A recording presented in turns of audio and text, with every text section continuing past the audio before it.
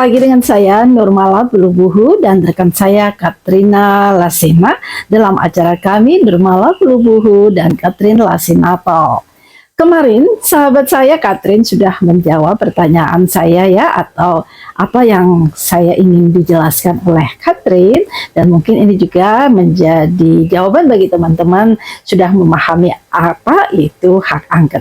Oke, saya garis bawahi dulu ya apa yang dikatakan oleh Katrin sahabat saya. Hak angket adalah hak yang dimiliki oleh Dewan Perwakilan Rakyat DPR di Indonesia untuk melakukan penyelidikan terhadap pelaksanaan suatu undang-undang atau kebijakan pemerintah yang berkaitan dengan hal penting, strategis, dan berdampak luas pada kehidupan masyarakat. Itu ya maksud dari hak angket. Nah, peraturan itu mungkin diduga bertentangan dengan peraturan perundang-undangan. Maka hak angket dilakukan sebagai mekanisme kontrol dan pengawasan oleh DPR. Dengan adanya hak angket ini, maka DPR dapat memastikan bahwa kebijakan yang diambil oleh pemerintah apakah sesuai dengan peraturan perundang-undangan yang berlaku atau justru telah merugikan kepentingan masyarakat secara luas. Nah, itulah mungkin yang dapat teman-teman tangkap dari maksud hak angket tersebut.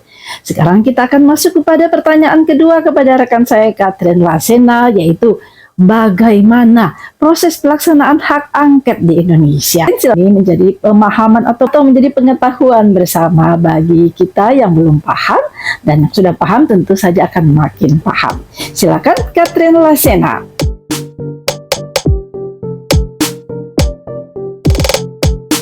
Halo, selamat berjumpa kembali dalam Nurmala Pulubuhu dan Katrin Lasena Talk.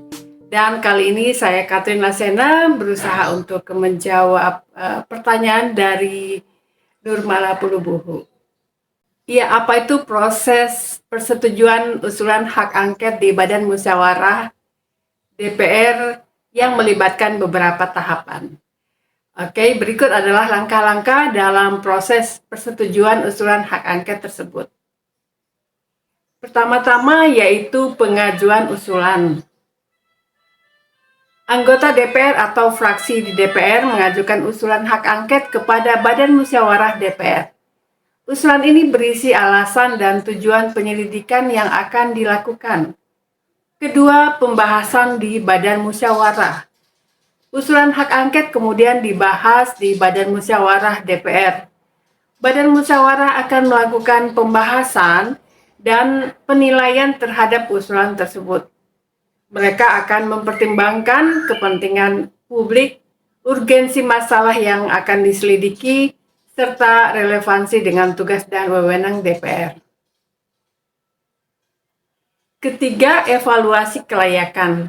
Badan Musyawarah DPR akan melakukan evaluasi terhadap usulan hak angket.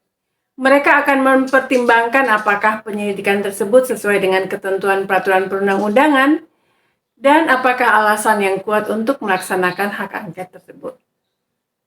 Keempat, persetujuan atau penolakan. Setelah melakukan evaluasi, Badan Musyawarah DPR akan memberikan keputusan apakah usulan hak angket disetujui atau ditolak. Jika disetujui, maka usulan tersebut dapat dilanjutkan ke tahap selanjutnya. Namun, jika ditolak, maka usulan tersebut tidak dapat dilanjutkan. Perlu diingat lagi, Kak Nurmala Pulubuhu, bahwa persetujuan usulan hak angket di Badan Musyawarah DPR merupakan tahapan penting dalam proses pelaksanaan hak angket.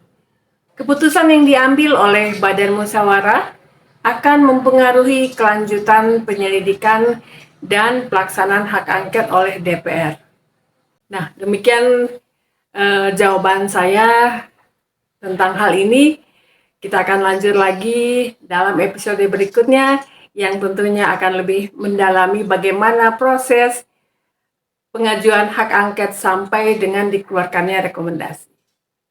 Salam jumpa kembali dalam Nurmala Pulubuhu dan Katrin Lasena Talk.